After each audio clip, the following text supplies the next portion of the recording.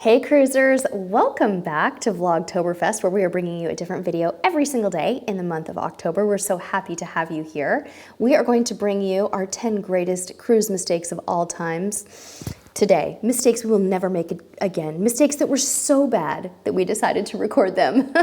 But because that wasn't fun enough, we're going to follow it up with a live stream on Monday night, October 23rd, 6 o'clock Pacific time. Tune into the live stream and share your worst cruise mistakes of all time. It's all about you on Monday night. So, do you want to hear about our greatest blunders?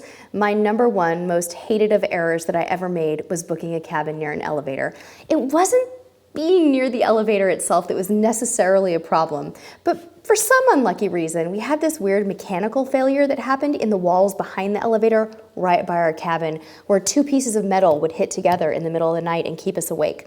Add that to lots and lots of foot traffic and people noise by the elevators, and we will never, ever, ever again book a cabin near an elevator.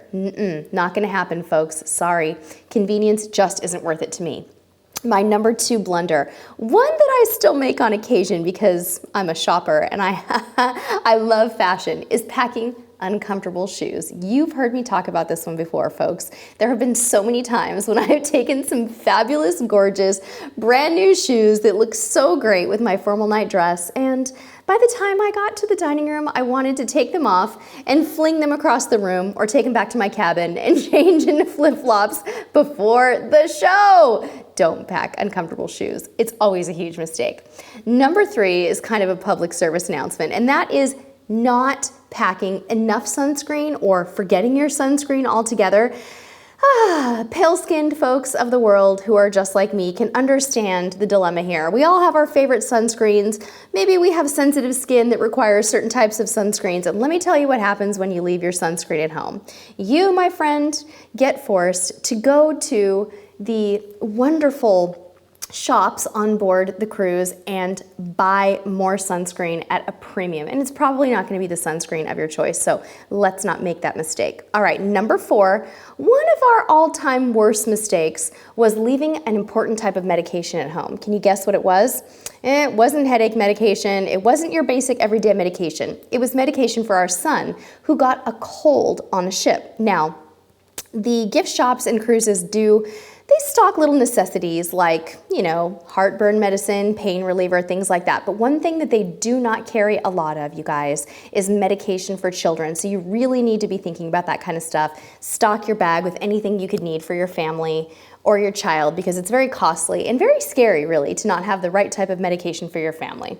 All right, you guys know this one. You've heard it before. Number five mistake is flying or driving to port on the day of your cruise. Now, if you live really close to your cruise port, driving might be okay, but flying to your cruise port the morning of your cruise is just a recipe for stress, right?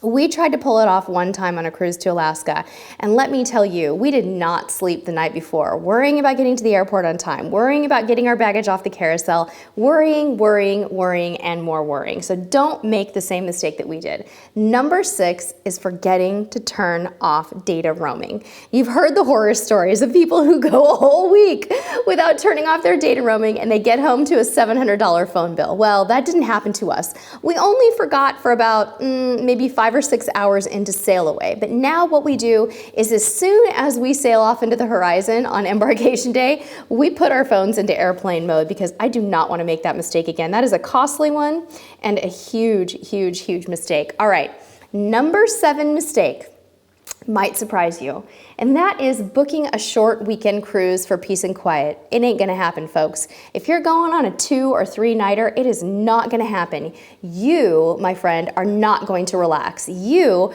are going to find that it's a frenetic, kind of fun, maybe party atmosphere, but it's really not going to give you much time for peace and quiet. So if you want a relaxing, peaceful cruise, you need maybe 5, 7, 10, or even 14 days, right? So don't make the same mistake that I made. Number 8, ignoring the ship's newsletter.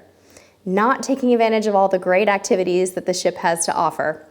There's so many things to do on a cruise. Now, maybe you do want to just relax, but there's a lot that can be learned from the cruise's newsletter aside from just the activities. Maybe you need to know what the dress code is for that day. Maybe you need to know if the time is changing. So don't neglect your cruise's newsletter. Okay, guys, number 9 is definitely a newbie gaffe, a newbie mistake that we used to make all the time. And that is not considering ship-sponsored excursions only. So maybe not having the courage to book your own shore excursions. This is a common mistake that new cruisers make. They think, oh, the only options for me are either to get off the ship and just walk around or to purchase a ship-sponsored excursion. But that's not true. There's a lot of ways that you can explore booking your own excursions on your own. Be brave and watch out for time zone changes and give it a go.